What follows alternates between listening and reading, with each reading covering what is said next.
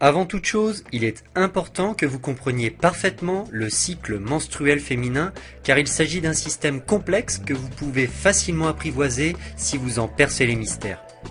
De la puberté à la ménopause, les femmes vivent chaque mois un cycle menstruel. La durée de ce cycle est de 28 jours en général, mais il peut varier entre 21 et 45 jours selon les femmes. Un cycle commence dès le premier jour de règles et se termine le premier jour des règles suivantes et peut se décomposer en 3 phases. La phase menstruelle, qu'on appelle communément période de règles, et qui dure entre 1 et 5 jours. Cette phase se caractérise par la perte de sang provoquée par une chute du taux d'hormones sous l'action des ovaires.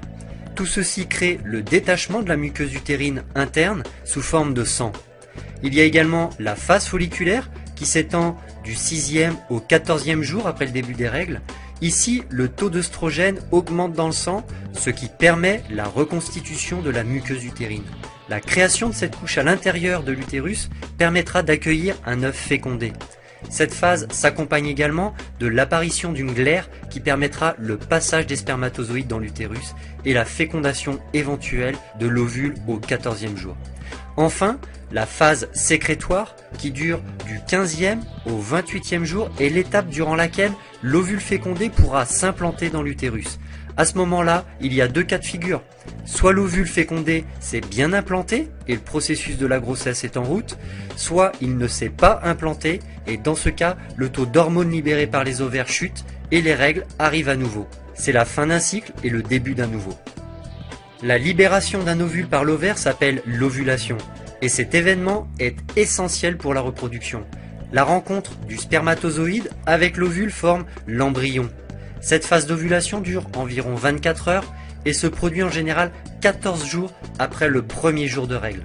Alors tout ceci est théorique, chaque femme est différente et chaque ovulation également.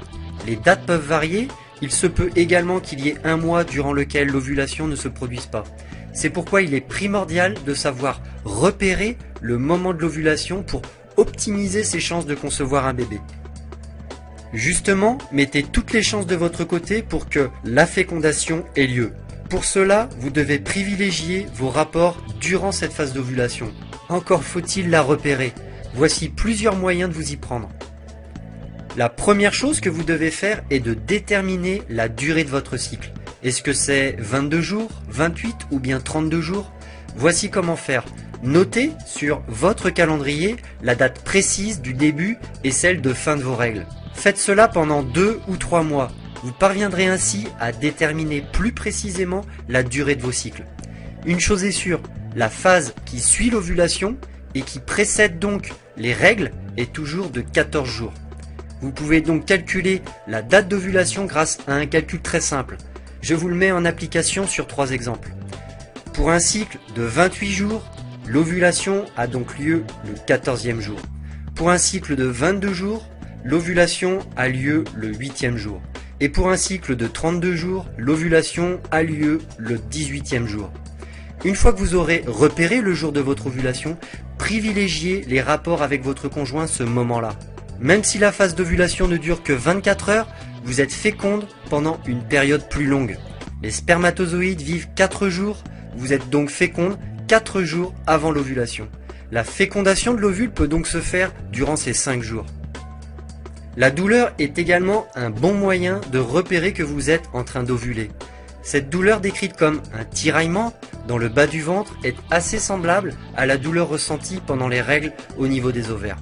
Souvent, la douleur peut être localisée à droite ou à gauche en fonction du côté où l'ovule a été libéré. La courbe de température est une technique ancestrale pour déterminer une ovulation. D'ailleurs, quand les femmes ne disposaient pas de contraceptif, elles se servaient de cette courbe de température pour éviter de tomber enceinte. C'est un excellent moyen de comprendre votre cycle, mais c'est également un très bon support à présenter à votre médecin si vous avez du mal à tomber enceinte, car cette courbe peut lui permettre de savoir si vous ovulez ou non. Pour que votre courbe soit le plus juste possible, vous devez absolument prendre votre température tous les matins à la même heure avec le même thermomètre. L'idéal est de poser votre thermomètre sur la table de chevet avant d'aller vous coucher et de prendre votre température le matin au réveil sans sortir de votre lit. La courbe de température ne se limite pas qu'à noter votre température, vous devez plutôt la voir comme un journal de bord de votre cycle.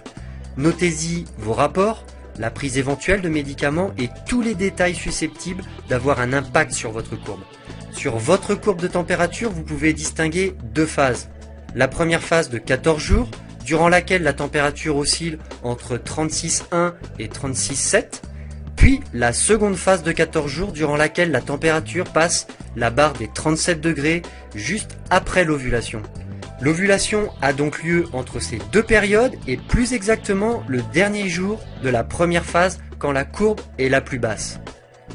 La glaire cervicale est un liquide sécrété par le col de l'utérus sous l'effet des hormones. Son rôle est de permettre la fécondation de l'ovule en facilitant le passage des spermatozoïdes au niveau du col de l'utérus juste avant l'ovulation. Le restant du cycle, cette glaire leur barre le passage. Elle a donc un rôle très important dans le processus de procréation et revêt différents aspects en fonction de son objectif, barrer la route ou au contraire l'ouvrir. Il est donc important de savoir repérer cette glaire et ses différentes apparences afin de savoir si vous êtes en phase d'ovulation. Si vous êtes en phase d'ovulation, votre glaire aura alors pour but de faciliter le passage des spermatozoïdes. Elle aura alors une consistance filante et translucide. En revanche, si vous n'êtes pas en phase d'ovulation, elle aura alors pour but de stopper les spermatozoïdes. Son apparence sera alors opaque et épaisse. Il existe enfin un moyen efficace mais plus onéreux, environ 20 €, pour savoir si vous êtes en phase d'ovulation ou non. Les tests d'ovulation s'achètent en pharmacie et se présentent sous la même forme que les tests urinaires de grossesse. Ces tests très sensibles détectent votre pic d'hormone LH qui précède de 24 ou 48 heures la libération de l'ovule. Pour plus de fiabilité, ces tests s'effectuent sur plusieurs jours. Vous faites le premier au 12e jour environ et vous recommencez jusqu'à noter l'augmentation de l'hormone LH. Quand le test est positif, c'est-à-dire que vous avez atteint votre pic d'hormones, alors c'est que votre phase d'ovulation est sur le point de commencer. Malgré toutes ces méthodes pour repérer le moment de votre ovulation, il se peut que vous notiez une absence d'ovulation pendant un mois ou plusieurs mois. C'est assez fréquent lorsqu'une femme arrête la pilule dans le but de tomber enceinte. Il faut en quelque sorte laisser le temps pour que la machine se remette en route, comme on dit. Donc ne paniquez pas tout de suite en vous mettant en tête que vous êtes stérile car vous n'ovulez pas. Laissez quelques mois à votre corps. Et si au fil du temps vous constatez que ces troubles d'ovulation persistent encore, parlez-en à votre gynécologue. Il existe des médicaments qui agissent comme des petits coups de pouce pour aider le corps à retrouver un cycle normal.